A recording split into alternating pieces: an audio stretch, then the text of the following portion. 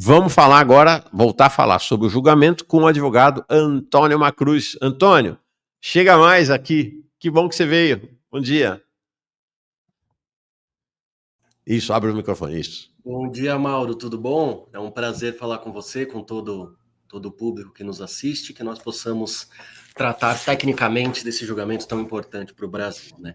Exatamente. Te pedimos hoje aqui para... A gente faz sempre uma abordagem político-jurídica, vamos dizer assim, né? Uhum. E tem uma demanda forte da nossa turma aqui para ter uma abordagem técnica, jurídica, para poder nos explicar, né, a gente entender do ponto de vista da dinâmica processual, né, como é que a coisa anda, poder nos esclarecer.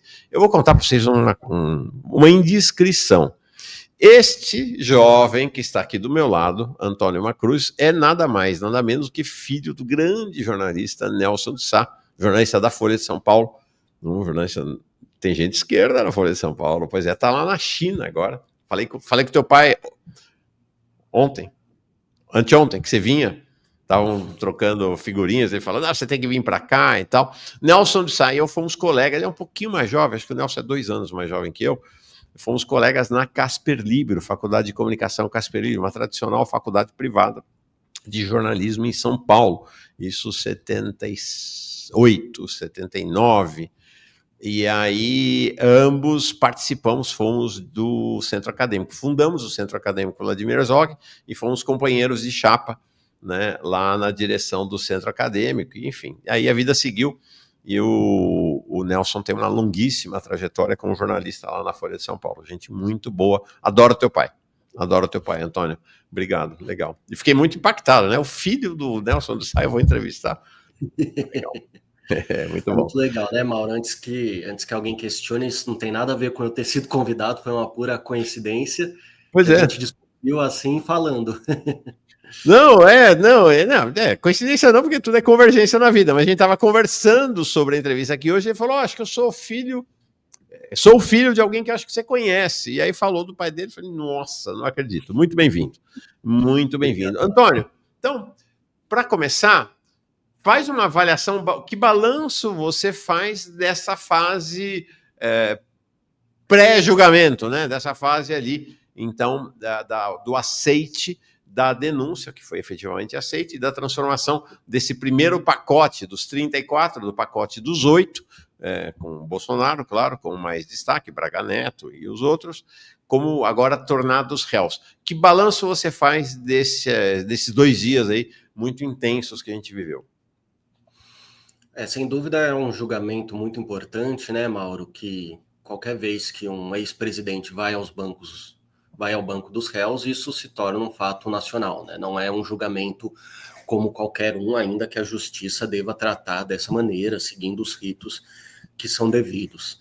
Nesse sentido, Mauro, eu acredito que o julgamento que nós tivemos agora foi muito procedimental, né? E para ter a compreensão disso, primeiro é importante a gente destrinchar o que efetivamente estava sendo julgado, o que estava sendo argumentado pelos advogados e o que poderia efetivamente ser argumentado pelos defensores dos réus, né? Como eu vi a transmissão aqui do Farol Brasil e vocês foram no ponto, assim, realmente é essencial destacar que não estava em julgamento se o Bolsonaro era culpado ou não. Aqui se trata do recebimento da denúncia, que é o início do processo penal propriamente dito, porque durante o inquérito policial, que vem anteriormente a esse momento, nós temos, tecnicamente, um procedimento administrativo, onde não há processo, onde não há contraditório, onde cabe apenas à autoridade policial colher os elementos e enviá-los ao Ministério Público para que então o Ministério Público, nesse caso a figura do Paulo Gonet, avalie se houve o cometimento de crimes com indícios mínimos para início da ação penal. Então, em linhas gerais, é isso que se avalia, porque a compreensão no direito brasileiro, que na minha visão é uma compreensão correta, é que nós precisamos ter rigor em iniciar um processo penal, porque o próprio processo penal ele implica em grande sofrimento para o réu, né? Qualquer pessoa pode imaginar, você está no banco dos réus, é algo grave, então você precisa uma série de requisitos para dar início a essa ação, não só no sentido de garantir um substrato mínimo probatório, mas também que seja possibilitado o réu, ao longo do processo, exercer o seu direito de defesa. E isso só pode acontecer se determinados requisitos estiverem presentes desde o início. E daí a gente poderia aqui falar de todos os requisitos, mas eu acho que seria muito excessivo e uma aula de processo penal desnecessária para quem não quer ver isso, acredito eu, antes das 9 da manhã. Mas o que nós podemos colocar aqui de essencial em relação aos questionamentos e aos julgamentos que tiveram ao longo dessa semana, né? Primeiramente, a questão da individualização das condutas. Porque para que eu possa defender o meu cliente, para que um réu possa ser defendido, é necessário que ele saiba do que ele está sendo acusado. E para saber do que ele está sendo acusado, é preciso que a denúncia traga o que ele fez, quais foram as ações ou as omissões que levam essa pessoa a se tornar um denunciado, né? Isso foi abordado de maneira mais lateral por algumas das defesas, dando a entender que não haveria um desenho, a denúncia, aliás, do Ministério Público, não teria desenhado de maneira detalhada o suficiente a conduta de um ou outro réu. Mas além de detalhar, de descrever a conduta pormenorizada, precisa haver uma prova mínima de que aquela conduta efetivamente foi feita. É o que a gente chama de justa causa. Quem acompanhou com mais detalhes os julgamentos deve ter ouvido essa expressão muitas vezes, né? A justa causa é justamente esse substrato mínimo que a acusação precisa ter. Porque a gente encara o processo penal, aqui falando de uma maneira não muito técnica, como se fosse uma escadinha. Para alguém se tornar investigado, não precisa de muita prova, naturalmente. Você precisa ter uma denúncia, a autoridade, e a partir disso começa a investigação. Depois da investigação, para a pessoa ser denunciada, você precisa ter uma prova mínima justamente para autorizar o Estado a mover esse processo penal. E ao final você precisa ter uma prova definitiva, que não deixe espaço para dúvidas, para que a pessoa possa ser efetivamente condenada. Então, por isso que é uma escadinha e, digamos, as provas vão se somando para que a gente chegue ao final com uma certeza da pessoa ter cometido o crime e só assim nós poderemos ter a condenação. É o que se convencionou chamar de estandarte probatório, ou standard probatório, mas eu acho que parâmetro probatório é um pouco mais brasileiro e serve também muito bem para descrever, né? É justamente essa questão de que você precisa de prova, não só para condenar a pessoa ao final, mas você precisa de prova também ao começo. E foi isso que os ministros entenderam, afastando também todas as preliminares. Aí tiveram uma série de preliminares alegadas, desde ilegalidade do acordo de colaboração premiada do Mauro Cid, que a gente pode aqui falar a fundo sobre acordo de delação premiada, que é um tema que dá para muito debate, e até a questão do julgamento no plenário, que foi a única decisão que não foi unânime, já que o Fux entendeu que deveria ser decidido no plenário, essa ação penal, e inclusive suspeição de alguns ministros, que também chegou a ser alegado pela defesa. Mas o principal aqui, né, você tinha essas questões preliminares, o principal era julgar isso, se a denúncia dava condições do exercício da ampla defesa e trazia elementos o suficientes para que fosse aceita essa ação penal.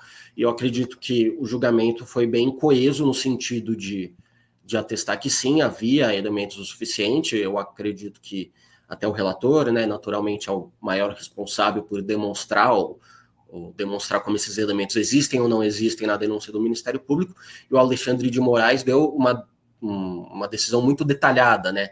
Até mais detalhada do que a gente costuma ver na nossa prática forense. Ah, sim, verdade. Quem dera toda a decisão tivesse tanto detalhe e tanta minúcia. Impressionante o voto dele, né? Durou, acho que 2h30 praticamente, né? O voto dele ali pro aceite da denúncia, né?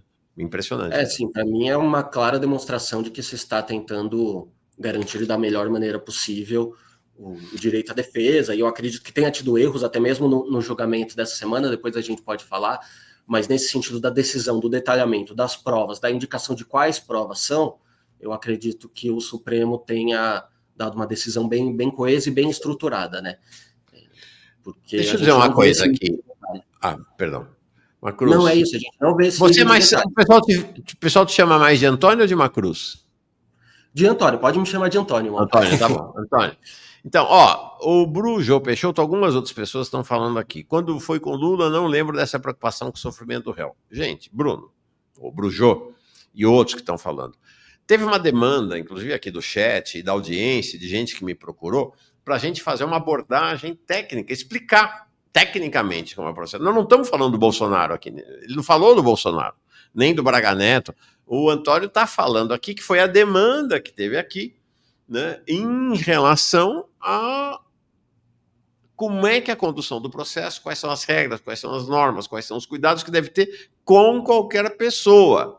Né? O Charles Moura dizendo, se for pobre, negro, não vale. Não, claro que não vale, é assim mesmo a justiça, mas deveria valer. O que o Antônio está falando aqui é o que vale para o Bolsonaro, para o Braga Neto, para o Lula, para a Dilma, para os jovens aprisionados pela polícia militar lá na Bahia, no Rio Grande do Sul, vale, em tese, vale para todo mundo, e nós estamos aqui, neste momento, conversando sobre o funcionamento técnico do direito, tá bom? Então, vamos ter paciência para fazer uma escuta de aprendizado, né? E não uma escuta com preconceitos na saída, porque aí senão a gente não aprende, né? Quem tem preconceito não aprende. Antônio, você falou... Fala, desculpa.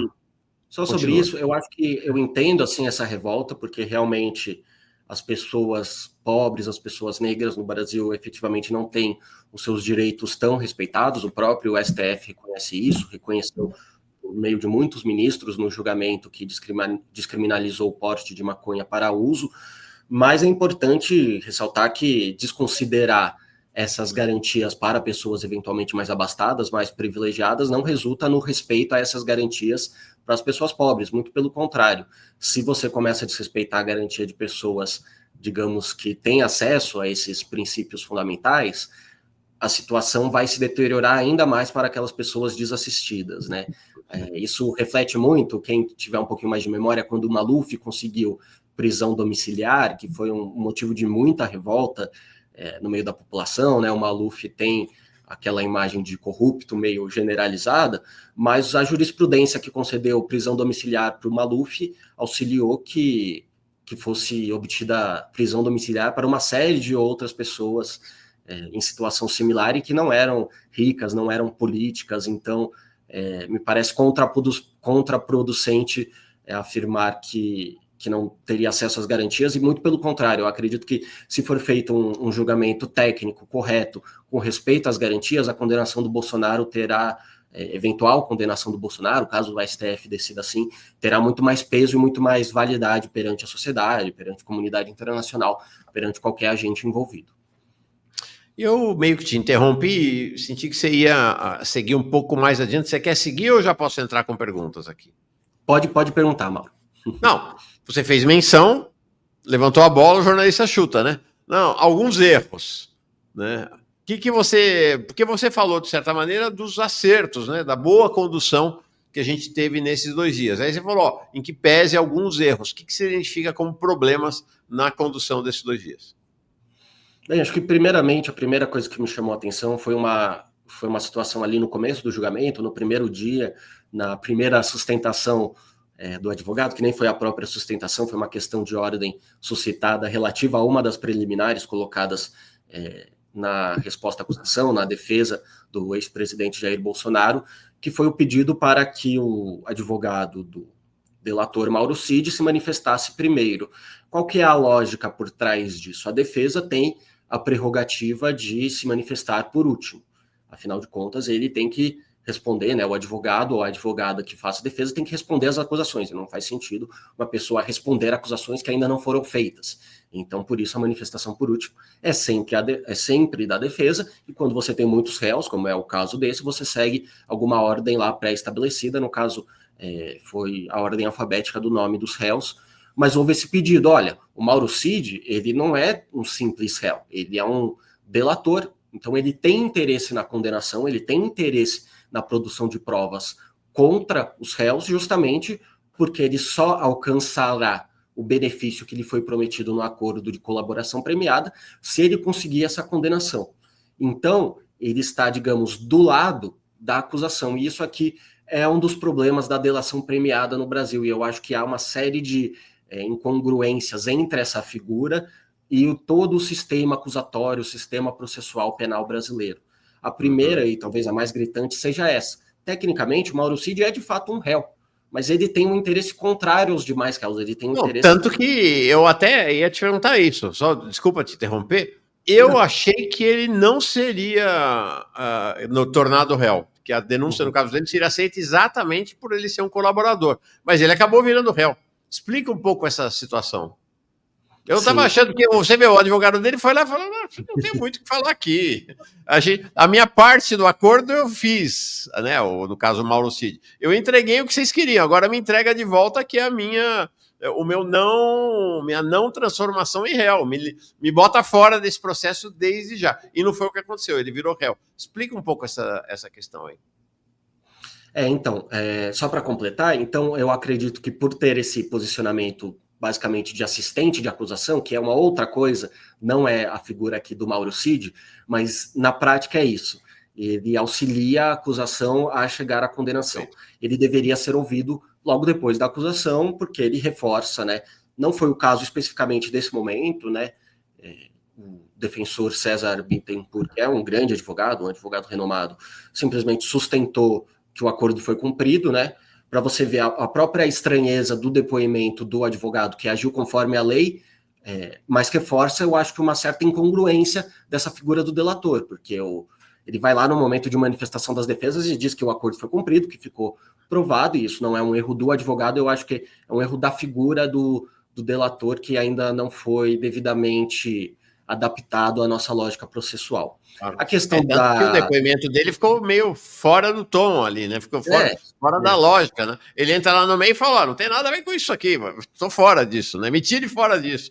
Então, de fato, quase que interrompeu o fluxo ali da argumentação das defesas, né? Sim, e daí eu acredito que o Supremo poderia e deveria ter feito com que os advogados de Cid se manifestassem antes, que nem já é garantido, acontece ao final do processo, no momento de alegações finais.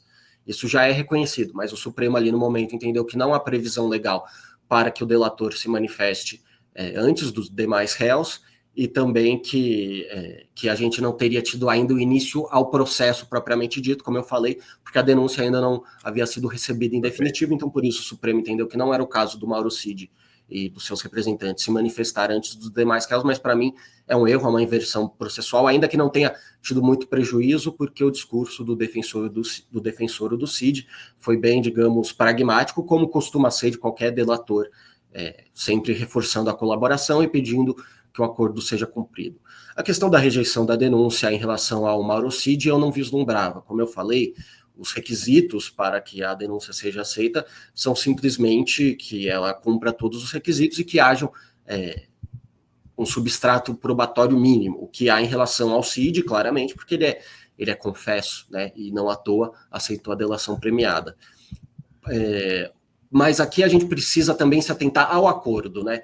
Porque o acordo ele é firmado entre o réu e o Ministério Público e ele tem termos estritos. No acordo do Mauro Cid, ele não prevê a rejeição da denúncia ou que o Cid sequer se tornará réu. Ele prevê que o Cid será imposto ao Cid uma pena não superior aos 2 anos e que isso vale para os seus familiares ali indicados e listados também no acordo de colaboração premiada. Ou seja, não tinha uma promessa para o Mauro Cid de que ele não seria feito réu.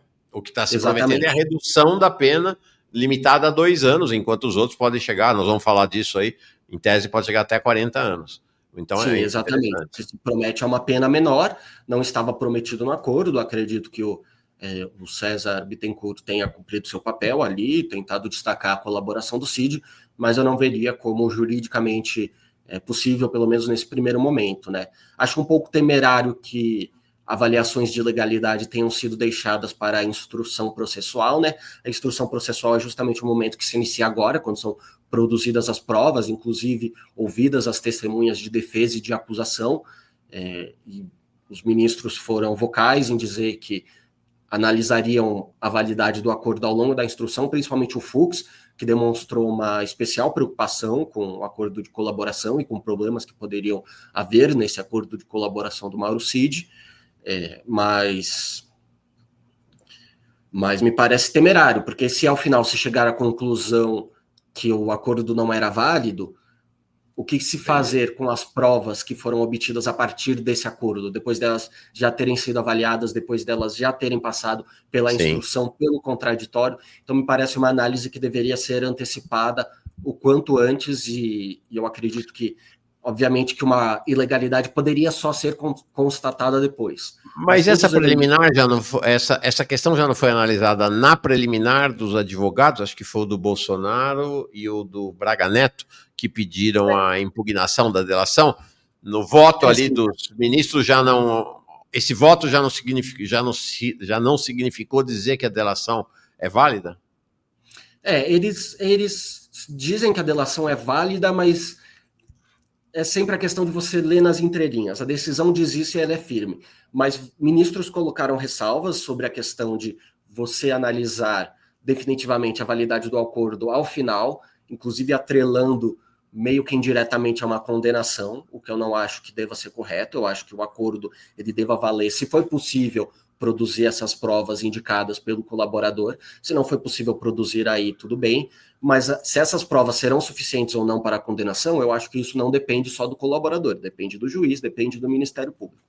Então, aqui me parece uma tentativa de não trazer agora essas possíveis incongruências, essas possíveis dificuldades, e para mim realmente é grave quando vaza um áudio de um colaborador dizendo que ele está sendo de alguma maneira coagido. Obviamente que isso tem que ser apurado a fundo, até porque é um caso muito midiático, então as coisas vazarem nunca pode ser tomado como uma simples inocência.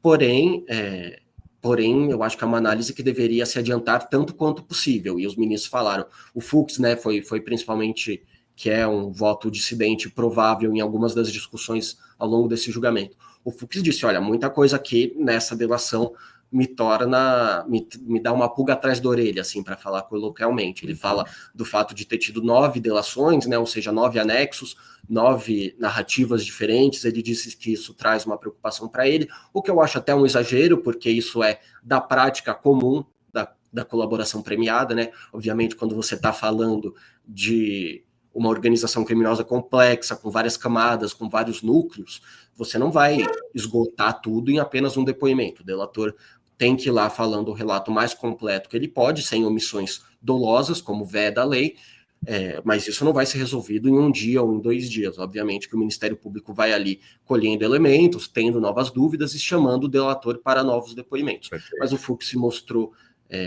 digamos, preocupado com essa situação, então pode ser uma discussão que venha depois. Só acho que era uma discussão para se exaurir, pelo menos o máximo possível, já neste momento, para não correr o risco de você invalidar uma delação premiada lá na frente. O que vale dizer é muito improvável, né, por uma análise que talvez seja até mais política do que jurídica, então talvez até outras pessoas tenham condição melhor de fazer, mas o Supremo tem sido muito coeso nas decisões, ainda mais os ministros dessa primeira turma. Então, por mais que tenha, que eu acho um pouco arriscado, um pouco temerário você deixar determinados aspectos da análise da delação premiada ao longo do processo, não posso aqui fazer um prognóstico de que isso provavelmente gerará algum problema. A tendência é que seja confirmada a delação premiada pelos entendimentos que nós temos visto até agora. Claro que eu não faço previsão nem dos casos que eu atuo para os meus clientes, porque sempre há uma certa imprevisibilidade no direito, e aqui também, cada ministro tem independência e pode votar da maneira que entender. Mas hoje é um cenário, no mínimo, improvável que seja revertida a delação do Mauro Cid. Que não seja revertida, né? Não, é improvável que seja revertida. Entendi. Não, tá bom. Legal, é isso aí. Agora, a outra divergência aberta, e o que você falou, acho que parece a minha análise aqui também, o Fux sinalizou nesses 2 dias que ele será o voto divergente em várias questões ao longo do julgamento. Está clara essa sinalização dele, né, a expectativa. Apesar de, no caso da delação do Mauro Cid, ele ter votado com os demais, ter sido 5-0 pela aprovação, ele votou com uma declaração de voto, vamos dizer assim, né? Dizendo, votei, mas não é bem assim, não. Reservo-me o direito de voltar a esse assunto, etc, etc. Mas teve uma votação que ele, de fato, votou, foi um voto divergente e que foi uma votação importante. Vários advogados, né, e esse tema tem sido um tema dos últimos meses, né? levantaram a questão de que o julgamento não deveria ser na primeira turma, porque o Bolsonaro é um ex-presidente da República, e deveria ser no plenário do STF. E aí os 4 votaram a favor de não, não, fica aqui na primeira turma, e o voto dissidente, divergente, foi do Fux. Qual a sua visão para esse tema? Tá certo ter ficado lá? Não tá certo? Qual o teu olhar? Olha, eu acho que é uma questão bem complexa, Mauro. Por um lado, quando a gente tem um julgamento relevante, digamos, do interesse geral da nação, que isso seja avaliado da maneira mais concreta e sólida possível, e isso naturalmente vem através do julgamento no plenário, no STF, onde a corte se manifesta de maneira ampla, né, com todos os seus membros. Porém, um ponto que a ministra Carmen Lúcia destacou, e ela tem razão tecnicamente, você querendo ou não, é que quando a primeira turma se manifesta, o Supremo se manifesta também. Então, institucionalmente, você não tem necessariamente essa distinção.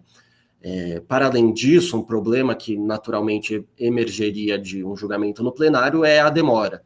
O julgamento demoraria muito mais, você haveria muito mais divergências, né? Afinal de contas, você tem ministros como o André Mendonça, como o Cássio Nunes, que hoje no plenário são uma voz que tende a ser dissonante, né? Tivemos muitos julgamentos do STF que acabaram 9-2, e daí quando você ouvia 9-2, você nem precisava saber, enfim, pesquisar quem eram esses dois. Então era natural, então, enfim, com a intenção que me parece relativamente clara do Alexandre de Moraes e de boa parte do Supremo de dar um andamento célere, mas não necessariamente corrido ao julgamento, me parece, sinceramente, hoje, numa avaliação mais política do que técnica, o andamento correto do feito, não para evitar divergência, porque a divergência é essencial ao julgamento, ela, inclusive, traz um julgamento mais sólido, até na linha da dialética, né, da títese, da antítese, da síntese, mas principalmente para que o julgamento não invada o ano que vem, um ano de eleições nacionais, e desconfigure o cenário político de alguma maneira. Eu acho isso essencial, porque nós cansamos de ver, principalmente em casos relacionados à Lava Jato ou ao ex-presidente Lula, uma mistura de atos processuais com atos políticos. E eu acredito que, evitando que o processo adentre no ano político, você evita esse uso mais político da justiça. Óbvio que a justiça é sempre política, não tem como afastar, ela nem sempre tem uma ligação tão íntima com a política partidária, como tem nesse caso, como teve a Lava Jato, mas eu acho que nem por isso, nem reconhecendo esse caráter perpetuamente político da justiça, nós devemos abrir mão e tornar os julgamentos sempre políticos, ou com alto grau de incidência na vida política. Então, eu acho que assim, de novo, é uma análise mais política do que jurídica. Acho que acerta o STF em dar um andamento mais rápido. Se nós formos encarar isso do ponto de vista jurídico, a verdade é que a legislação e o regimento interno do Supremo Tribunal Federal dá muita liberdade à turma para decidir se o julgamento vai ao plenário ou não. Você não tem exatamente requisitos objetivos. Há uma questão de conveniência a ser avaliada pela turma daquele julgamento ser feito no plenário ou não. Então, há uma certa arbitrariedade, mas não é uma arbitrariedade legal, é uma arbitrariedade que é prevista em lei, que a gente pode criticar, pode dizer, eu até acho que deveria haver uma definição mais objetiva, justamente para que não fosse escolhido um tribunal ou outro, mas a verdade é que essa escolha teria que ser feita, fosse pelo plenário, fosse pela primeira turma, ia ser uma escolha política, ia ser uma escolha arbitrária, porque, que, de novo, não é arbitrariamente ilegal, porque a lei e o regimento interno do STF dão essa possibilidade de um certo manejo, em casos assim, para escolher a primeira turma ou o plenário. Perfeito. Tenho 3 temas aqui para tratar com o nosso convidado, o advogado criminalista Antônio Cruz. Você é criminalista, né? Criminalista. Adoro os criminalistas. Estava contando aqui, sabe, Antônio, antes da sua chegada, tive uma agência de comunicação nos anos 90, até o início do século, e que fiz uma longa parceria com um dos ícones, né, da advocacia brasileira, que é o Márcio Tomás Bastos, e que ele foi um dos primeiros advogados a perceber que você tem a luta no tribunal e tem a luta na mídia, né, a luta na opinião pública. E aí a gente atuava junto, né? Eu fazia a parte de imprensa e opinião pública para os clientes dele, contratado pelo escritório. O que era um terror, porque naquela época os advogados não podiam falar, a OAB caía em cima, dava suspensão, tal. Mas isso mudou hoje, acabou. Né? E acho que, de certa maneira, também tem essa questão, também uma mudança grande em relação à transmissão de julgamento. Né? Falei, nos Estados Unidos não transmite, nem entra, né? Mas aqui no Brasil tem outra visão também, tudo vem mudando bastante. E aí vou te fazer uma pergunta específica em relação a isso, mas já adianto, tem 3 temas ainda que eu queria saber a opinião do Antônio e que ele nos oriente em relação a isso, que é a questão dos pedidos de vista, quero saber da questão do prazo do julgamento e quero saber das penas.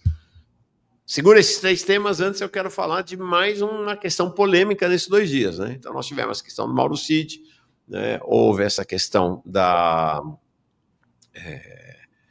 do julgamento na primeira turma ou no plenário, e ontem houve algo meio inesperado, ninguém estava esperando. Eu vou colocar para rolar enquanto a gente está conversando sem som, que foi o Alexandre de Moraes ter colocado aquele vídeo, né, sobre a tentativa de golpe. Foi realmente inesperado, ninguém sabia que ia rolar, foi uma surpresa, e foi ali um dos momentos culminantes, né?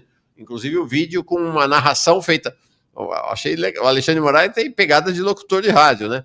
Fazendo assim, em alguns momentos ele fazendo a locução, outras vezes com a própria locução das reportagens que ele mostrou, e isso causou quase que um levante, uma indignação muito grande dos advogados de defesa por ele ter se utilizado desse expediente, e mesmo advogados, que não os advogados de defesa, até eu falei aqui, não foi só os advogados de direita, não. Alguns advogados progressistas, inclusive, constitucionalistas, questionaram ter colocado esse vídeo no ar porque não estava no elenco das provas. Que análise você faz dessa, que foi o momento... Acho que esse momento e aquele discurso do Dino, aquele trecho do Dino em que o Dino fala que golpe mata sempre, foram os 2 momentos auge ontem, né? Como é que você vê esse vídeo aí? Né? O José Asper até já acrescenta aqui, o vídeo é uma materialidade ou não? Fala. Acho que, enfim, vamos por partes. Primeiro, a questão da materialidade. O que é a materialidade? É a comprovação da ocorrência de um crime, e ela precisa estar verificada de maneira certa para que haja o recebimento da denúncia. Você precisa ter a certeza da materialidade, como a gente fala. Em outras palavras, você precisa ter certeza que os fatos narrados constituem crime. Você não precisa ter certeza que aquelas pessoas, os réus, os acusados, os denunciados, estejam envolvidos nesses crimes. Você não precisa ter prova comprovando, né, com perdão da redundância, essa situação, mas você precisa sim ter certeza da materialidade. Então, nesse sentido, o Alexandre de Moraes trouxe os vídeos, sabendo do impacto que as imagens têm, dizendo, olha, é indiscutível a materialidade, olha essas filmagens, olha como elas se encontram, né? Aqui nós temos algumas questões. O juiz, e o Alexandre de Moraes faz menção a isso, quando ele toma a decisão ontem, eles podem usar como base, você não precisa necessariamente juntar ao processo aquilo que for notório, aquilo que não depende de prova, aquilo que é publicamente conhecido, e daí nesse sentido, pelo menos pela argumentação dele, essas filmagens que foram veiculadas em inúmeros meios de notícia, inclusive a marca d'água desses meios de notícia aparece em algumas das filmagens mostradas pelo Alexandre de Moraes, seria possível, então, você apresentar essas filmagens porque elas são fato notório ou são elementos notórios de fácil acesso pela população. Eu acho que é um pouco temerário esse posicionamento, por mais que sim seja possível, e o Alexandre de Moraes está correto do ponto de vista técnico, que fatos notórios podem ser usados, a descrição exatamente do que configura essa notoriedade é um pouco turva. E quando a gente está falando de vídeos, a gente está falando aqui de arquivos digitais. Arquivos digitais são uma prova cada vez mais relevante para o direito. Perfeito. E cada vez tem-se mais requisitos e um rigor maior para atestar a validade desses elementos. Então, você trazer vídeos que são notórios, eu acredito que não seja a melhor maneira de garantir o devido andamento do processo e a ampla defesa. Acho que o ideal teria sido que o Alexandre de Moraes tivesse juntado, caso tivesse interesse anterior em usar esses vídeos para demonstrar a materialidade, que o juízo tivesse juntado isso aos autos, possibilitando a defesa questionar eventualmente esses vídeos, questionar eventualmente os arquivos digitais desses vídeos do ponto de vista técnico, pericial, porque isso é essencial à ampla defesa, por mais que eles sejam notórios. Então eu acredito que não vislumbramos ali pelo uso desses vídeos uma possibilidade real de nulidade, mas eu acho sim que é um pouco temerário, é um pouco discutível você apresentar dessa forma aí. Há melhores maneiras de apresentar mídias digitais como os vídeos, e eu acredito que juntar os autos... Basicamente o que você está dizendo, e é interessante, porque de fato, gente, é um julgamento muito polarizado politicamente, né? Então você tem constitucionalistas, você tem advogados progressistas extremamente alinhados com o governo Lula, com essas opiniões, que inclusive em outras condições dos processos diriam que aquilo lá seria um crime. Agora eles falam, não tem problema, imagina, tal. Então acho que é importante ter essa dimensão que é sempre política, né? Mas e temperando com a opinião técnica. O que, se eu entendi direito, o que você disse é nenhum problema em usar, mas ele devia ter tido a prudência de colocar este vídeo no elenco das provas para que os advogados pudessem ter tido acesso a ele. É isso? É isso, e eu não vejo assim um grande prejuízo ou tarefa hercúlea ao STF, né? Naturalmente, Alexandre de Moraes não faria isso por ele mesmo, em baixar esses vídeos dos portais que eles foram eventualmente, né, captados, para depois ser juntado ao processo através de uma mídia física ou algo nesse sentido. Perfeito. É isso aí. O professor, deixa eu ver, ele vinha nos ajudando aqui através do chat com as suas opiniões avalizadas. Professor Jusemar Moraes, advogado, excelente entrevista e ótima análise pelo colega doutor Antônio. Está aí o registro do professor Jusemar. Vamos falar agora de uma questão, antes de falar do prazo global, da expectativa de prazo, queria te fazer uma pergunta em relação a um tema importante que é o pedido de vista. Eu sei que mudou a norma, o regimento do STF em relação ao pedido de vista. Eu lembro do Gilmar Mendes pedindo vista e ficando sentado em cima de processo no Supremo 2 anos. Não tinha prazo, né?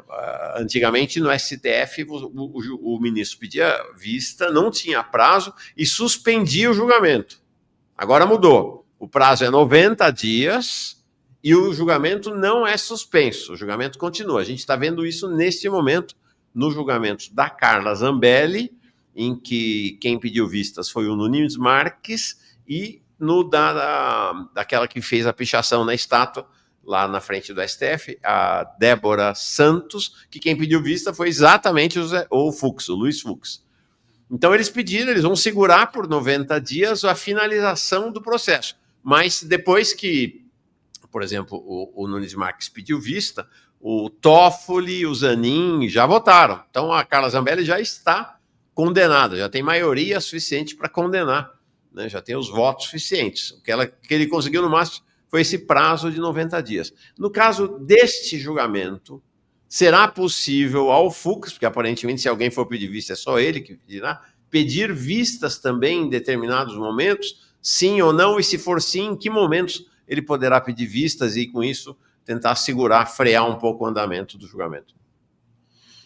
Ao ministro é reservado o direito de pedir vista. O pedido de vista em si eu não acho que seja necessariamente abusivo, mas o prazo ilimitado que havia, acho que qualquer cidadão, qualquer jurista consegue reconhecer o problema disso. Sobre a possibilidade, sem dúvida há a possibilidade, ele pode pedir sempre que for a vez dele de voltar, né?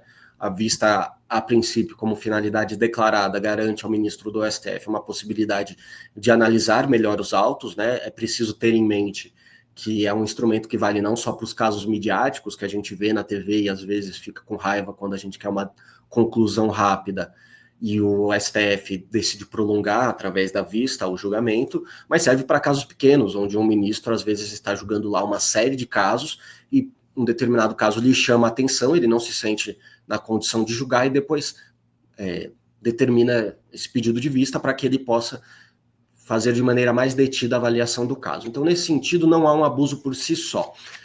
O prazo limitado, aí sim a gente estaria diante de algo que eventualmente, não só eventualmente, mas com muita constância era transformado em uma prática abusiva que dava controle a qualquer ministro votante do andamento do processo, porque ele podia pedir vista e a única maneira de fazer com que o processo saísse da vista era uma pressão indireta ali ao ministro para que ele soltasse e fosse pautado o caso, ou mesmo a saída do ministro, né? Tem ministros que saíram do cargo com processos em vista, assim, e não um ou dois, alguns. É uma loucura, né? Não, o ministro se aposenta e quando ele se aposenta, ele ainda estava sentado em cima de processo por anos. É incrível isso, essa regra, era maluca mesmo. Ok. E por mais que os ministros tenham uma quantidade de processo que é verdadeiramente absurda e a gente pode questionar a quantidade de processos que chegam à nossa Suprema Corte, eles também têm uma ampla equipe que ajuda a avaliar cada um dos processos, né? Então eu acho que tem que haver um equilíbrio e eu acho que a ex-ministra Rosa Weber fez muito bem quando ela estipulou essa limitação de vista. Obviamente que é muito mais fácil você abrir mão de um poder quando você já está de saída, né? Como foi o caso da Rosa Weber, que expediu essa resolução do CNJ, que fez essa limitação, já quando ela estava ali nos seus últimos momentos de Supremo Tribunal Federal. Mas ainda assim foi importantíssima, entre outras medidas que a ministra Rosa fez ao final do seu mandato, que foram essenciais para a advocacia e para o funcionamento da justiça de maneira geral. Essa foi uma muito importante e sim, podemos ter um pedido de vista do ministro Fux com esse prazo de 90 dias a ser realizado. Mas se ele pedir vista em algum momento do processo, e acho que ele, no caso agora, ele só vai poder pedir vista. Peraí, vamos olhar aqui, ó. Eu fiz aqui uma tabelinha, me diga, isso é coisa de leigo, hein? Se tiver bobagem, por favor, me corrija, não tem nenhum problema com correção. Desse passo a passo do processo. A gente está agora, né? Depois me diz se está certo isso ou não, na fase mais longa do processo, que é a chamada instrução penal. Os advogados vão apresentar a defesa prévia. Na defesa prévia, eles indicam quem são as testemunhas. Poderemos ter até 320 testemunhas, porque para cada tipo criminal, são 5 tipos, em que todos foram tornados réus, você tem direito a indicar 8 testemunhas. Então, cada um terá direito a 40. Como são 8, vai dar 320. Então, a indicação das testemunhas acontece agora na defesa prévia, e você tem coleta de prova, eventuais diligências, depoimento das partes, interrogatório, e aí testemunhas de acusação e defesa. O que eu disse também, depois me corrija se for bobagem, é que para acelerar o processo, nem tudo isso será feito diretamente pelos 5 ministros da primeira turma. Haverá provavelmente a nomeação de vários juízes federais que vão auxiliar. Isso já vinha acontecendo, né? Teve um caso famoso lá do Mauro Cid, com um juiz federal tomando o depoimento dele, não diretamente o Alexandre de Moraes. Aí tem as alegações, o segundo passo, alegações finais por escrito, tá? Tanto do Ministério Público quanto da defesa, o julgamento propriamente dito, a decisão final, absolvição, condenação e as penas, e os recursos. Então, 2 perguntas aqui. Está certo? É esse mesmo andamento? E segundo, em que momento aqui nesse andamento se pode pedir vista? Olha, em tese, Mauro, é possível pedir vista sempre que o ministro estiver avaliando alguma questão que demande o voto, né, de todos os ministros ali envolvidos. Então, se houvesse, por exemplo, uma discussão acerca do aceite ou não de uma testemunha, porque, né, o juiz pode dizer que determinada testemunha é irrelevante e, portanto, dizer que ela não deveria participar do julgamento. Isso só para dar um exemplo de uma questão procedimental. Então, você poderia ter ali para cada mesmo questão, nessa hora, pode pedir vista. É possível pedir vista. Só que o que acontece, né? Não creio que os ministros, especialmente mesmo o Luiz Fux, que está ali como ministro um pouco mais pendular, que poderia dar razão eventualmente para as defesas, e claro, a gente fala aqui em probabilidade, né? Eventualmente a gente pode ser surpreendido por um dos outros ministros, mas hoje o Luiz Fux é, digamos, o mais tendente a exibir um entendimento divergente. Ele teria essa faculdade, mas eu não creio que ele vá em cada coisa, em cada pequeno momento, querer pedir vista e atrasar o processo, até mesmo porque a gente tem tido demonstrações muito coesas do STF, né? Mesmo do Luiz Fux, e considerando essas divergências dele, a gente ainda tem um cenário muito mais convergente do STF do que a gente tinha em julgamentos da Lava Jato, em julgamentos do Mensalão. Quem acompanhou tudo isso lembra que eram comuns os bate-bocas entre ministros, e ontem, apesar das divergências do ministro Fux, foi muito mais ameno o clima. Acho que quem acompanhou a fundo o julgamento, de novo, do Mensalão e os julgamentos que envolviam a Lava Jato, consegue perceber esse clima. Então eu não prevejo uma atitude protelatória do ministro Luiz Fux. Acharia muito surpreendente, mas isso não impede que em algum momento ele peça vista. Mas se for fazê-lo, acredito que seja ou no momento da dosimetria, que ele já demonstrou uma certa preocupação, talvez no momento do mérito, da consideração da culpa, e talvez até mesmo no momento da análise final sobre a validade da delação do Mauro Cid, que foram todos pontos que ele já levantou uma certa preocupação e uma possível discordância dos demais ministros. Mas eu não creio que ele vai ter uma atitude direta de atrasar o processo, porque eu realmente acredito que seja no interesse de todos, e daí eu acredito que seja do STF, mas também desde políticos ligados ao Bolsonaro até políticos contrários ao Bolsonaro, que esse caso não se estenda e que tenhamos eleições de 2026 sem precisar ficar discutindo aqui questões jurídicas, questões técnico-jurídicas, que eu acredito que seriam prejudiciais ao país, porque sempre confundem, né, o debate político. Mas aí, Antônio, deixa eu te perguntar. Esses pedidos, porque caminha, pelo que eu li, começa a ter um certo consenso entre os advogados de que o julgamento termina lá por setembro, outubro. Teve advogado que chegou a falar, advogado famoso, que chegou a falar que em julho estava encerrado. Basta ver o tamanho da encrenca aqui, pensar que essa encrenca aqui tudo é multiplicada por 8, né, gente? Porque não é só o Bolsonaro, né? Bolsonaro mais 7, para ter uma ideia do tamanho. Então, primeiro, eu queria te perguntar, você concorda com essa ideia de que o julgamento deve se encerrar, né, a decisão final deve ser concluído por volta de outubro? E isso é importante porque em outubro quem assume a presidência da turma é o Flávio Dino, não será mais o Zanin. Talvez então, se for isso, o julgamento acabe sob a presidência do Flávio Dino. Segundo, eventuais pedidos de vista do Fux podem ter impacto sobre esse fluxo, sobre essa data? Sem dúvida podem ter, né? Porque a gente fala de 90 dias que o Fux teria como prerrogativa para manter o processo sob análise quanto ele quisesse desses 90 dias. A questão de delimitar como setembro e outubro é uma data possível, é um momento possível, mas eu acredito que há tanta coisa para acontecer, Mauro, e há tantas discussões a serem tidas, que nós fazermos uma previsão exata é um pouco difícil. O que eu acho que temos de mais concreto é uma clara intenção, e a gente percebe isso não só pelos bastidores, e nós temos diversos jornalistas muito competentes que cobrem o STF e colheram indícios de que realmente os ministros não querem que esse julgamento entre em ano eleitoral, mas também a própria atitude do STF transparece que eles querem dar um julgamento célere.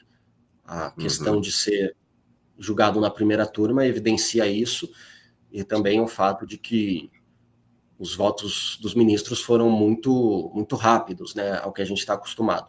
O ministro Alexandre de Moraes, como relator, foi um pouco mais alongado, depois outros ministros trouxeram outras questões, algumas das quais nem se cabia discutir ali naquele momento processual, mas que acho que no intuito de já dar uma introdução ao debate que será feito. E então o STF parece ter essa vontade de resolver rápido antes do ano eleitoral. Agora, dizer setembro ou outubro me parece tão válido quanto dizer novembro. Aí dezembro podemos chegar à conclusão de que não iriam poder deixar para dezembro, porque temos o recesso, mas não há elementos legais ou diretos que nos permitam concluir por necessariamente setembro e outubro. Agora, me parece que é irrealista esse prazo, por exemplo, de julho. Acho que não me parece realista. Acho muito difícil. Assim, um pedido de vista, se fosse pedido vista hoje, o que não acontecerá porque não tem nada sendo julgado, mas se fosse pedido, a gente já estaria falando de um processo que voltaria só em junho, né? Porque daqui 3 meses, 90 dias, Então, junho, julho me parece exagerado e nós temos que tomar cuidado. Eu acho que é prudente do STF evitar que essa discussão adentre um ano eleitoral. Mas nós não podemos também apressar um processo penal apenas por apressá-lo, apenas porque seria interessante fazê-lo rápido. Porque senão você passa por cima das garantias dos acusados, você passa por cima... Que foi o que aconteceu muito na Lava Jato também. Não se sabe, né? A intenção do STF é não avançar em 2026, ano eleitoral. Mas essa dinâmica dos pedidos de vista, por exemplo, pode acabar empurrando para 2026 de fato, né? Pode empurrar, isso pode depender das provas que as defesas quiserem produzir, se quer produzir um laudo pericial, isso é bem possível, considerando que muitas provas são digitais, a demora para essa produção de provas, se essas produções de prova serão deferidas, né, pelo STF, se isso vai ser aceito, porque a prova precisa ser considerada relevante e útil pelo judiciário para que ela possa ser produzida pela defesa. Se a primeira turma negar, mas negar, por exemplo, por um placar de 3-2 a determinada produção de uma prova, é possível entrar com embargos divergentes para discutir apenas a questão dessa prova específica no plenário, e aqui eu estou trazendo apenas uma das muitas questões, discussões que podem ocorrer ao longo do processo, e de novo, a gente está falando aqui de 7 réus, muito bem assessorados, que tem uma equipe de advogados, e que vai, como deve, como é o dever de cada defensor, usar todos os meios lícitos para buscar, se não a absolvição, o melhor cenário possível para o seu defensor, né, para o seu defendido. Então me explica isso. Qualquer decisão que seja 5-0, perrou para a defesa, não vai ter direito a recurso. Isso. Se for 4-1, já dá direito a recurso ao plenário?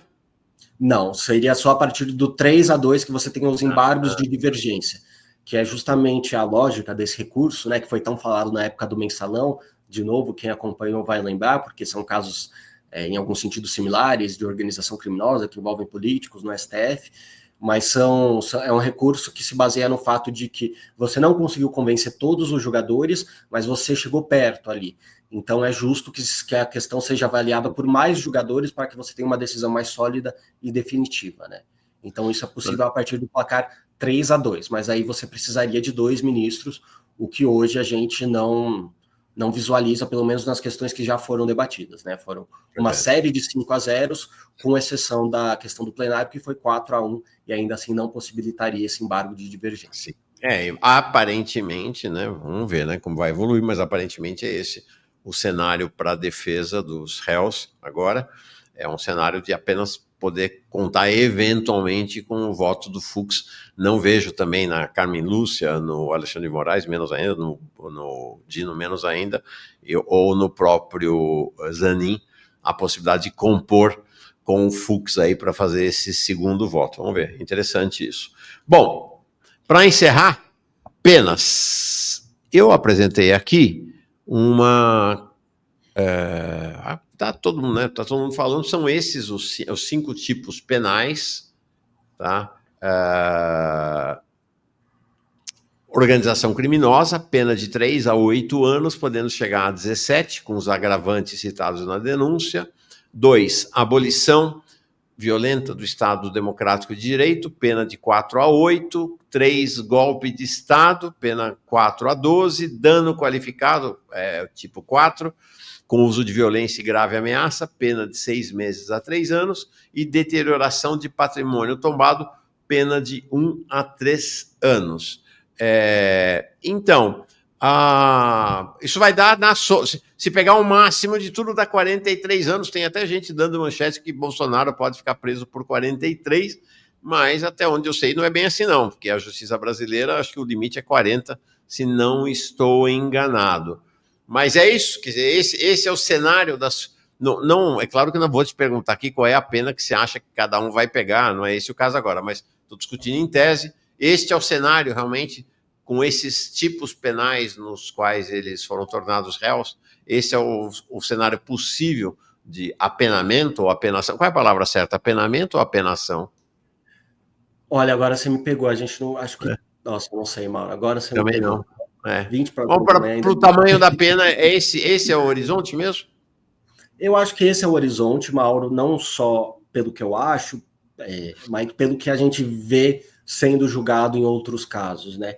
Isso é apontado, esses réus são apontados pela denúncia, se não exatamente como líderes, porque a função de líder de organização criminosa ela é muito objetivamente, não muito objetivamente, né, mas ela é estabelecida com critérios na lei, então talvez possamos dizer que nem todos são estritamente apontados como líderes de organização criminosa, e são apontados ali como a cabeça do esquema, de alguma maneira, como organizadores ou coordenadores.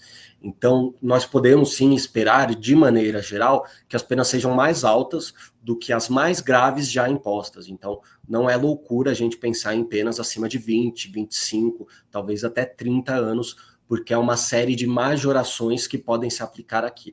Eu acho que é importante a gente destacar 2 pontos.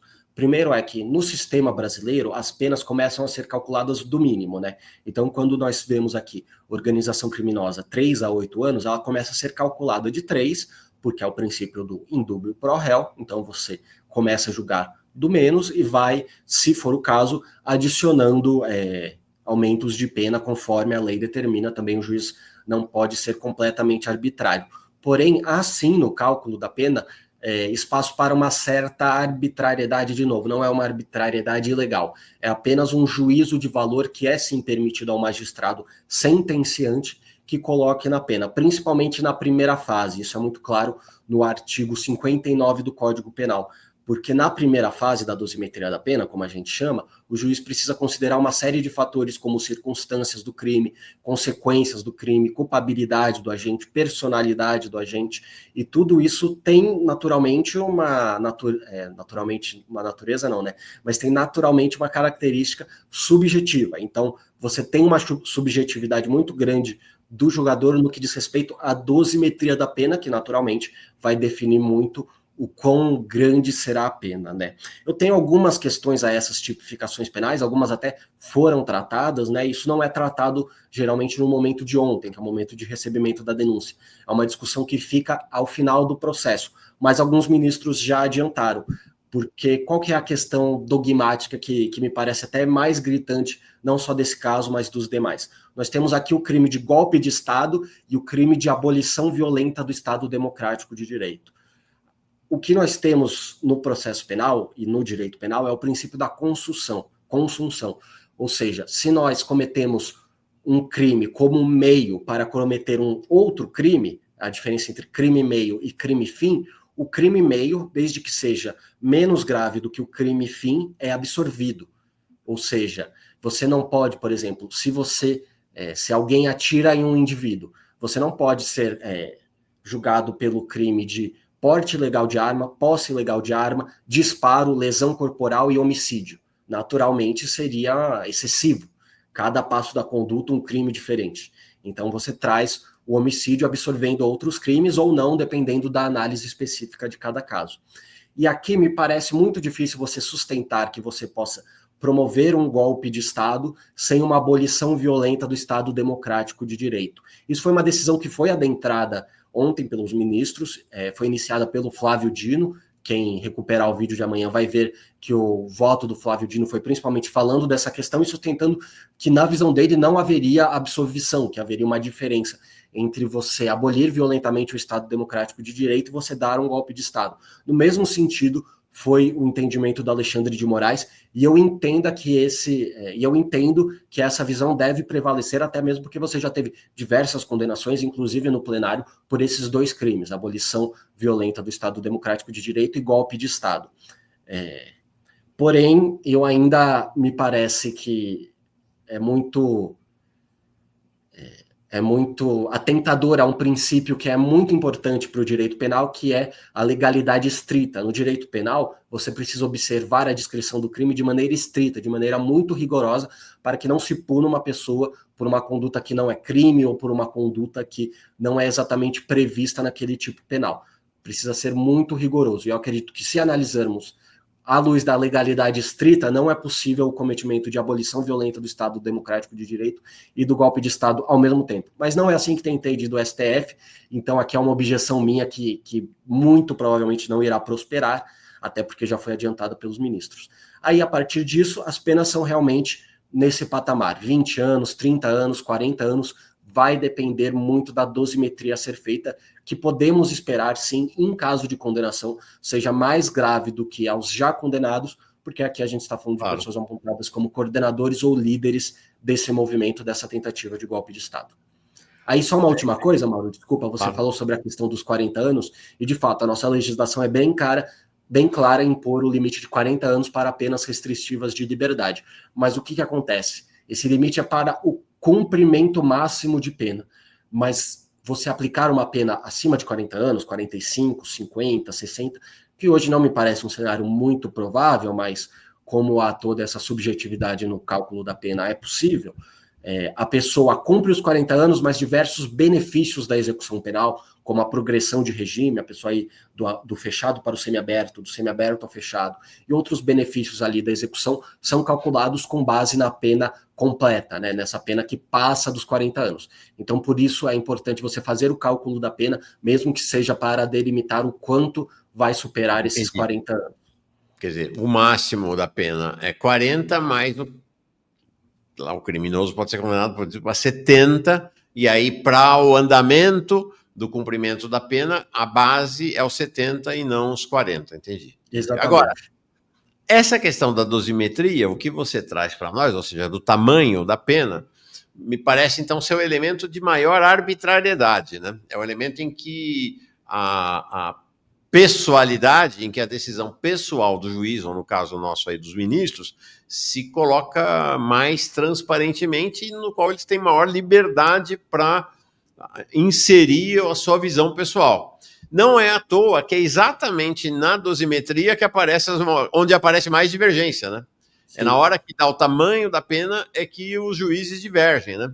Então parece que esse vai ser ali um debate no final realmente bem interessante. E o Fux já disse, né, que ele falou, 14 anos para Débora Santos, porque ela pichou com um batom a estátua, é excessivo e tal. Então já deu para ver que ali claramente o pau vai comer na hora da dosimetria, não necessariamente só do Fux, né? Cada um deles poderá ter uma visão distinta para a dosimetria para cada tipo penal, né? Sim, exatamente. Cada um pode ter a sua opinião, pode ter o seu posicionamento. Muitas vezes os ministros fazem questão de marcar um posicionamento, mesmo que ele não seja muito divergente dos demais.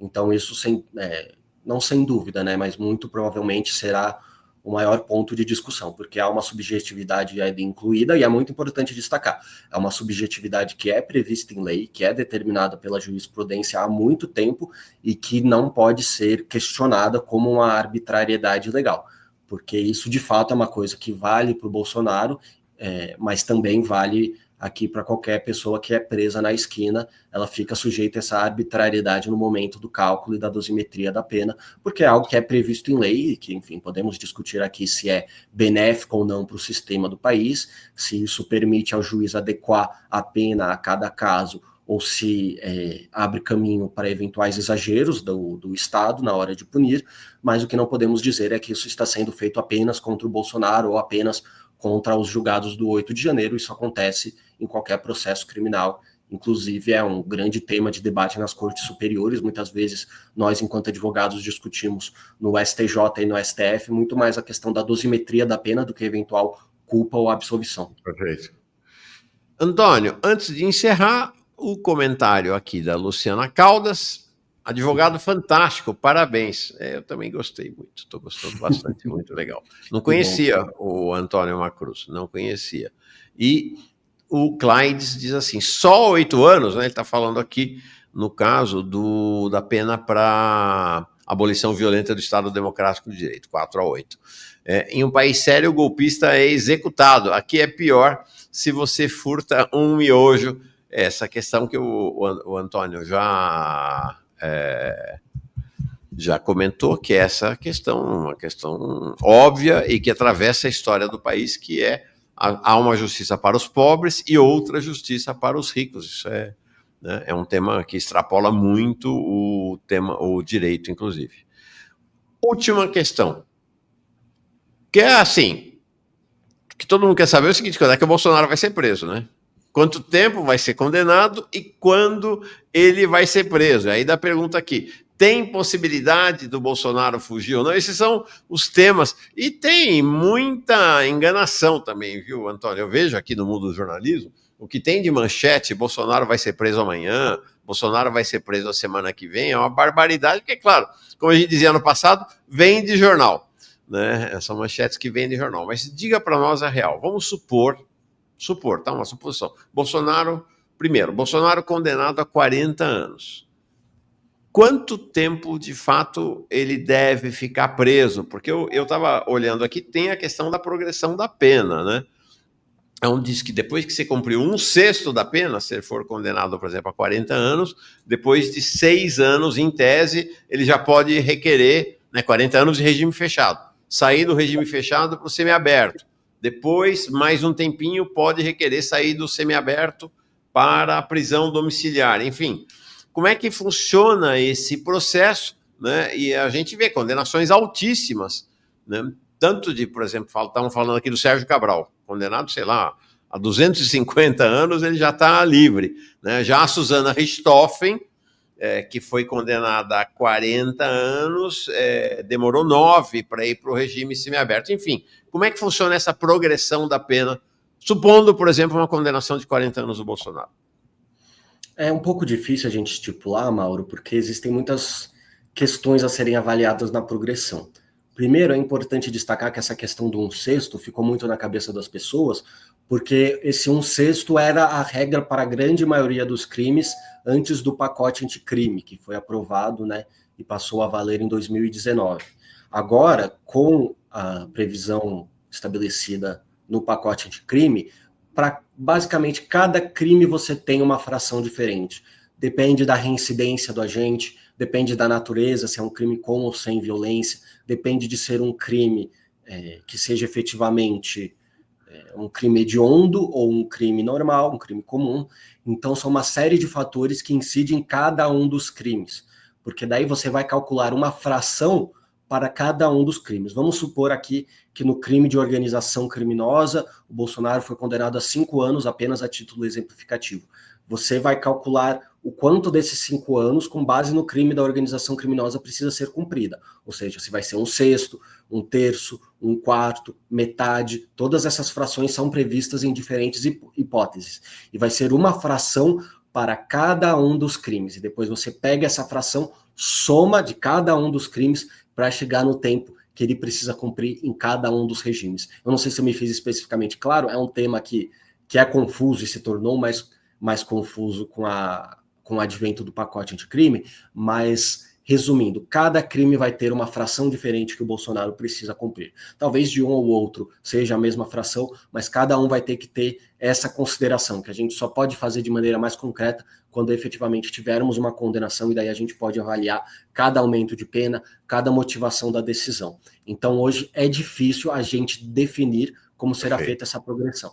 O que nós podemos definir com certeza é que haverá progressão. O tempo a ser cumprido hoje ainda está em aberto, mas considerando que há aqui crimes hediondos, crimes que envolveram violência, crimes que são de fato muito graves ao ordenamento jurídico brasileiro, é natural que a gente não veja aqueles casos em que a progressão se dá muito rapidamente, tá bom?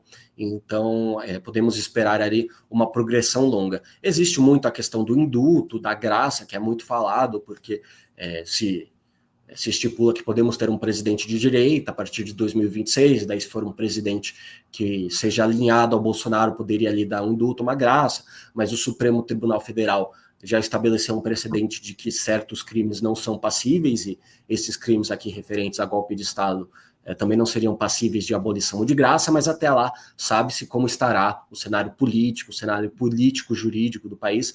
Então também me parece o tipo de avaliação, exatamente, essa notícia do Daniel Silveira, me parece um pouco prematuro avaliar essa questão da graça e do indulto, e até mesmo da dosimetria da pena para definir eventual progressão, porque é isso, né? A gente ainda vai ter a instrução, ainda vão ser ouvidos os réus, ainda vamos ter pela primeira vez a defesa podendo questionar as testemunhas, podendo confrontar a versão, que é naturalmente algo essencial ao processo penal e ao exercício de defesa. E esses momentos, por mais que hoje muito se dê como favas contadas esse julgamento, esses momentos podem direcionar muito a condenação dos réus, não só do Bolsonaro, mas também a dosimetria da pena, ainda que se queira imaginar que a condenação é muito provável. Interessante, hein? Isso eu não sabia, não. Então, ó, gente. Bom, essa questão que ele fez referência, a gente já tinha falado mais cedo. O Bolsonaro indultou o Alexandre Silveira. Aí o STF falou: Nani, não, nada de indulto para o crime cometido por ele. Acho que era tentativa de golpe de Estado, não me lembro a notificação. Para esse crime, acho que era abolição do Estado de Direito. Não tem possibilidade de indulto e ele está preso até hoje. Então, o que o STF argumenta é que, mesmo que um presidente de extrema-direita entre em 2027, duas ponderações que os ministros fazem. Porque é sempre o seguinte: nessa esfera, gente, a dimensão política é muito forte, muito forte. Então, é muito eloquente o peso da política sobre o aspecto jurídico. Então, o que os ministros ontem argumentavam com a jornalista do Globo, off the record, é claro, é que, primeiro, o STF já deixou claro que não é essa farra, né? Não vai sair indultando, não, que o STF não vai topar. E, segundo, a aposta dele é o seguinte: mesmo que seja lá um Tarcísio da vida, um candidato de extrema-direita, eles dizem o seguinte: você acha que o cara vai chegar aqui, o presidente vai chegar e a primeira coisa que ele vai querer fazer é criar um confronto com o STF?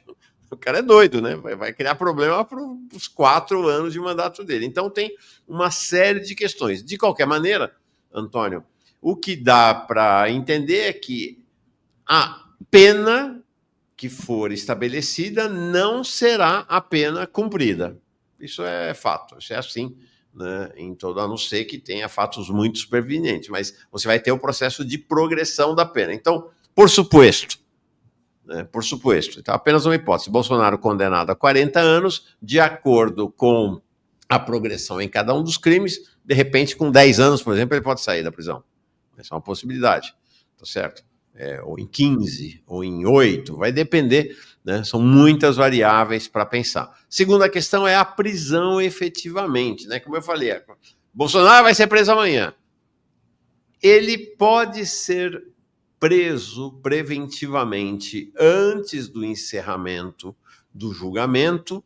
Se isso não acontecer e ele for condenado à prisão, ele só será recolhido à prisão lá no final, depois dos recursos, embargos infringentes, etc., forem julgados. Só depois disso que seria preso. Como é que funciona, né? Qual vai ser a dinâmica desse processo de aprisionamento? Aí tanto vale para ele como qualquer um dos outros réus, né?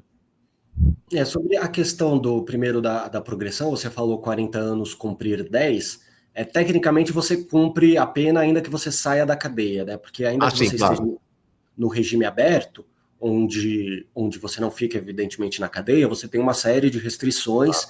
E você continua cumprindo a pena, né? Claro. Então você continua com esse cumprimento de pena.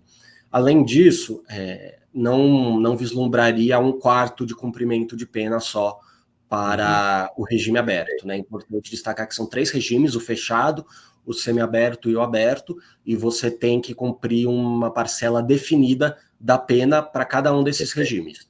Ou seja, se o Bolsonaro se vai, depois de todas as contas, o Bolsonaro chegar à fração de 1/3, então ele precisaria cumprir 1/3 para ir do fechado ao semiaberto e depois 1/3 do semiaberto ao aberto, seriam 2/3 da pena cumpridos preso, né? Porque o regime semiaberto, apesar de ter um nome mais parecido com o aberto do que com o fechado, ele é muito mais próximo do regime fechado do que do aberto. E, além disso, podem haver outras coisas. Então, vamos imaginar que o Bolsonaro cometa uma falta grave. Ele entrou com o celular, alguém entrou com o celular escondido na prisão e deu para ele, só para dar um exemplo. Isso seria uma falta grave que atrasaria a progressão dele, caso verificado. Assim, só para dar um exemplo de, enfim, um dos muitos fatores que podem influenciar na progressão de pena.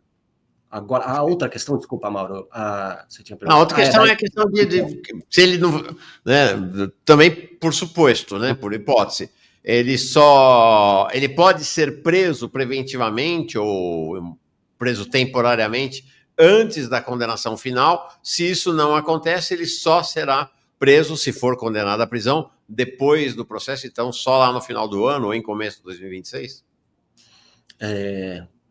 Ele só pode ser preso em caráter definitivo após o trânsito em julgado, que é basicamente quando acabam todos os recursos, todas as formas de contestar uma determinada condenação, né? Isso é bem sedimentado e foi, inclusive, essa mudança de entendimento que foi responsável pela soltura do Lula, né? Então eu acredito que sobre esse quesito, nem esquerda nem direita sejam contrários, pelo menos não em um momento recente, né? E eu acredito que seja o posicionamento correto, porque a nossa Constituição e o nosso Código de Processo Penal são bem claros que você não pode prender alguém, não pode considerar alguém culpado antes de uma condenação definitiva.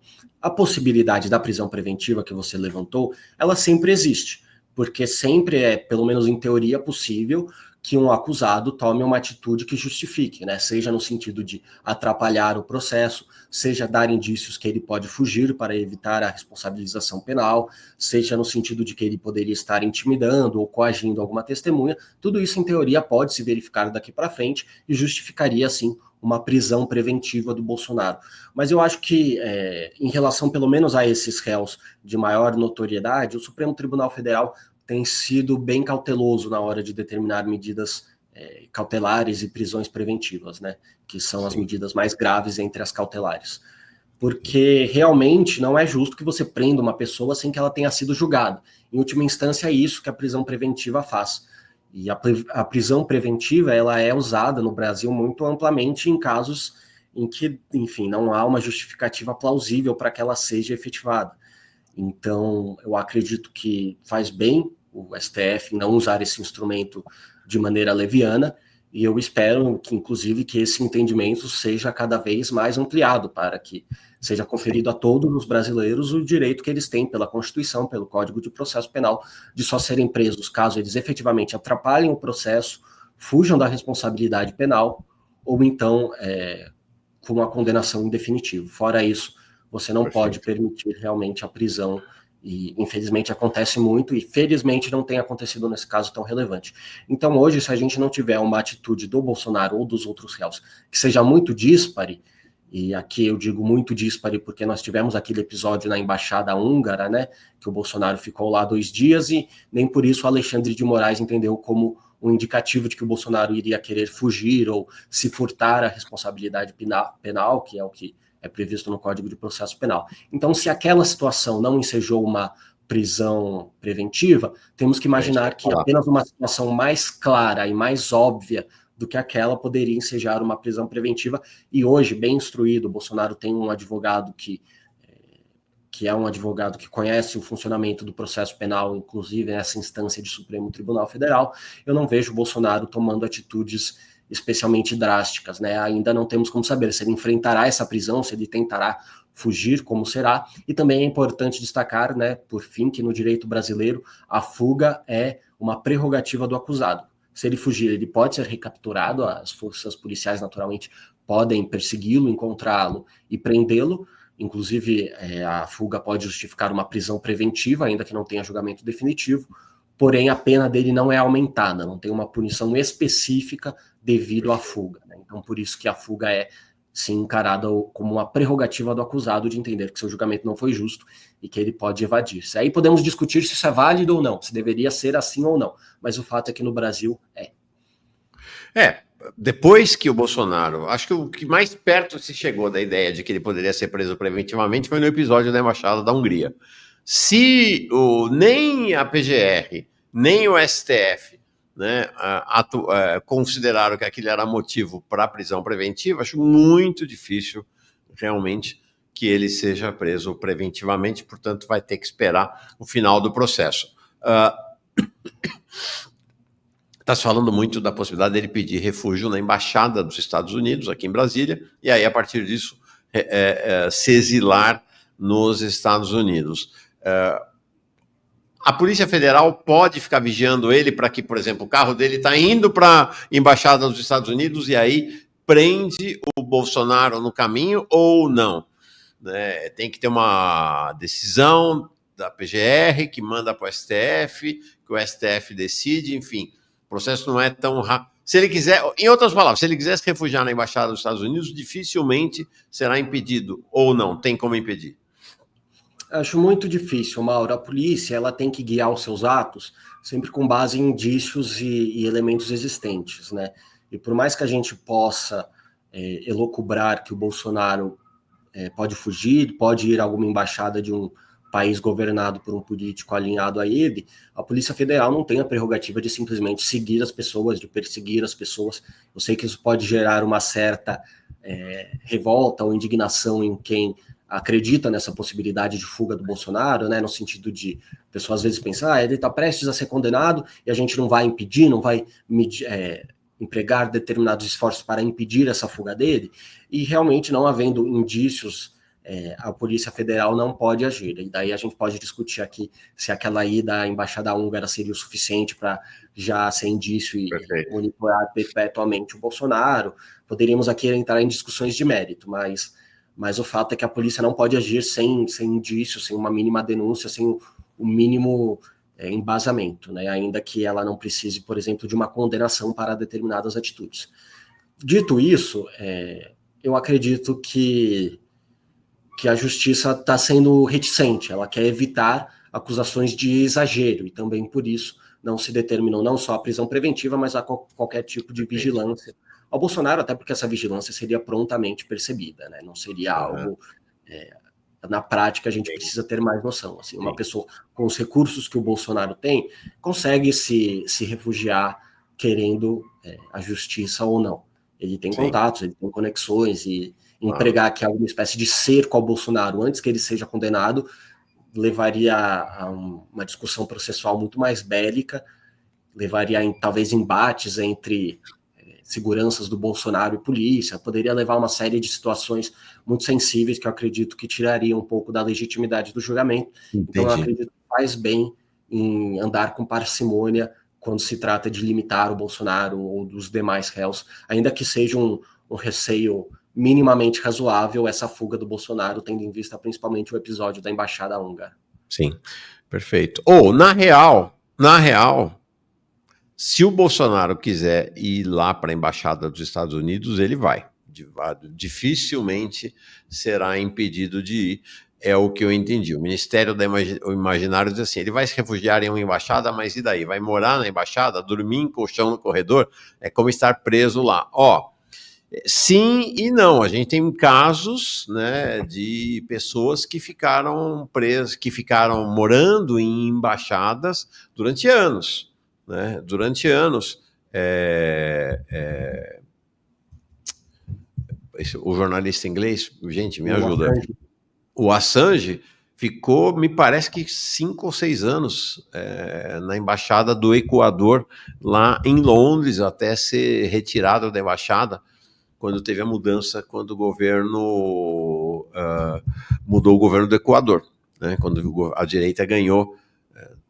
Deixa eu ver quanto tempo ele ficou na embaixada. Eu acho que foram muitos anos. Olha, ele ficou de 2012, 7 anos, né? Ficou de 2012 a 2019. E, de fato, aqui, a Embaixada dos Estados Unidos, aqui em Brasília, gente, só para vocês saberem, é uma pequena cidade, tá? Não é lá um predinho que ele vai ficar no corredor, não, é uma pequena cidade. E aí, encerro de vez, aí já é uma questão mais diplomática do que propriamente do direito, mas quero o teu olhar para isso. Se ele pede refúgio, por exemplo, na Embaixada dos Estados Unidos, o governo Trump fala que quer recebê-lo nos Estados Unidos como exilado, quer conceder asilo a ele, isso pode, de fato, acontecer. Então, ele teria imunidade para ir da embaixada para o aeroporto, embarcar no avião e ir lá para os Estados Unidos, ou não é bem assim? Não, Mauro, o que vale no Brasil é o direito brasileiro, né? Existe essa autonomia que é dada aos terrenos, aos territórios, às construções das embaixadas, que é uma questão diplomática importante, que muitas vezes serve inclusive para esses refúgios, né? No caso do Júlio Assange, gritante, talvez seja mais fácil você ter simpatia pelo Júlio Assange do que imaginar o Bolsonaro fazendo a mesma coisa, mas é importante conhecer a relevância dessa situação e o respeito a essa norma do direito internacional. Perfeito. Porém, a partir do momento que você sai daquele território delimitado da embaixada, aí vale o Brasil, aí a Polícia Federal e as demais forças ostensivas policiais podem interceder, inclusive com o uso da força, se for justificável perante a legislação brasileira, para proceder à prisão do Bolsonaro. Então ele poderia se refugiar lá, mas não há assim uma garantia, eu vou sair para o aeroporto e pegar um avião e precisam respeitar o meu espaço.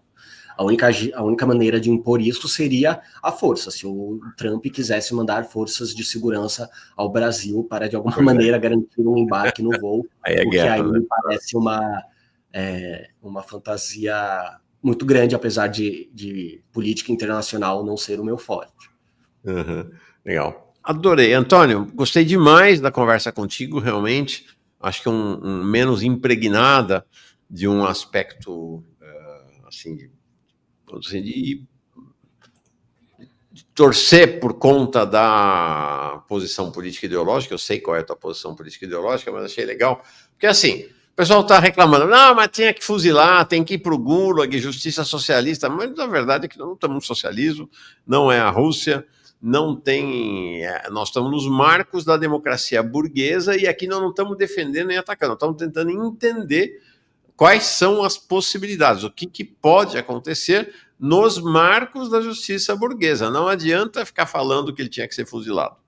Isso não adianta, não vai ser fuzilado. Nós não estamos nesse país, é outro país no qual nós estamos. Se a gente quer se informar para ter ideia de qual é o cenário, é nos marcos do que está aí que a gente precisa se informar. Outra coisa é a posição de cada um, é o combate aos limites da democracia burguesa e tudo. Então, tranquilo. Quero dizer que, por mim, você está nomeado consultor jurídico aqui no Brasil. Adorei a entrevista, realmente muito, muito esclarecedora. Antônio, obrigado mesmo, viu? Eu que agradeço, Mauro, pelo convite, é um prazer falar. Eu acho que, infelizmente, a nossa política tem sido muito impregnada de temas do direito penal, o que não é o ideal, né? Legal seria que a gente tivesse governantes que não são implicados justa ou injustamente em fatos criminosos, né? Acho que esse seria o mundo ideal, mas uma vez que a gente tem, a gente precisa trazer os nossos parâmetros legais, até para reclamar se eles não estiverem sendo cumpridos, e eu acho todas as críticas aqui do chat, do pessoal que está assistindo, no sentido de questionar o caráter político da nossa justiça, que evidentemente existe, né? Os juízes são escolhidos através de um sistema político, seja indicação ou seja concurso a características políticas. As leis são eminentemente políticas, são feitas pela Assembleia Legislativa, enfim, seja nacionalmente, Estado, é que criminalmente é só no nível nacional, mas as leis são feitas pelo Poder Legislativo, então claramente vai ter um caráter político na aplicação dessas leis. A gente não pode negar o caráter político, seja gritante em casos como esse, como a Lava Jato, seja o caráter político de um julgamento aqui de uma pessoa que roubou um frango na padaria, sabe? Aqui o que a gente faz não é negar o caráter político, não só desse julgamento, mas de qualquer julgamento, porque envolve forças políticas, envolve correlação de forças, envolve visão de mundo, envolve uma série de fatores eminentemente políticos, ainda que não políticos partidários, né? O que nós precisamos fazer não é negar o caráter político do mundo jurídico, né? O que eu acho que a gente precisa é tentar estabelecer normas de tratamento, né, uma legislação sólida que garanta as prerrogativas de todos, né? E aqui eu reforço, já que estamos falando com um público que é crítico, imagino eu, ao sistema de justiça criminal no que diz respeito à opressão de, eventualmente, pessoas mais pobres, privilegiadas, pretas, periféricas, que não há uma solução em você ignorar as garantias dos presos ricos ou dos acusados ricos. Isso não traz uma solução ao nosso sistema. Isso só leva a mais arbitrariedade, mais concentração de poder e permite que juízes tenham posicionamentos mais independentes da lei, mais contrários à lei, mais contrários à Constituição, né? É óbvio que nós, advogados, vamos ter uma visão própria do direito, a promotoria vai ter outra, os juízes vão ter outras, mas eu acho que a única maneira de criar algum equilíbrio, pelo menos no momento em que vivemos, é ter regras claras e que todos se submetam a essas regras. Tem falhas? Tem caráter político? Claro que tem. Mas eu não acho que simplesmente jogando tudo para o espaço a gente resolva o problema, muito pelo contrário, eu acho que ignorar garantias fundamentais, mesmo que estejamos tratando de réus ricos, só traz mais consequências negativas para os réus pobres, porque se o Maluf, se o Bolsonaro, se qualquer pessoa que você quiser imaginar, o Youssef, se essas pessoas não tiverem direito à ampla defesa e ao contraditório, aí que o José da Silva, que foi pego roubando um house de uma padaria, aí que ele não vai ter mesmo garantia nenhuma.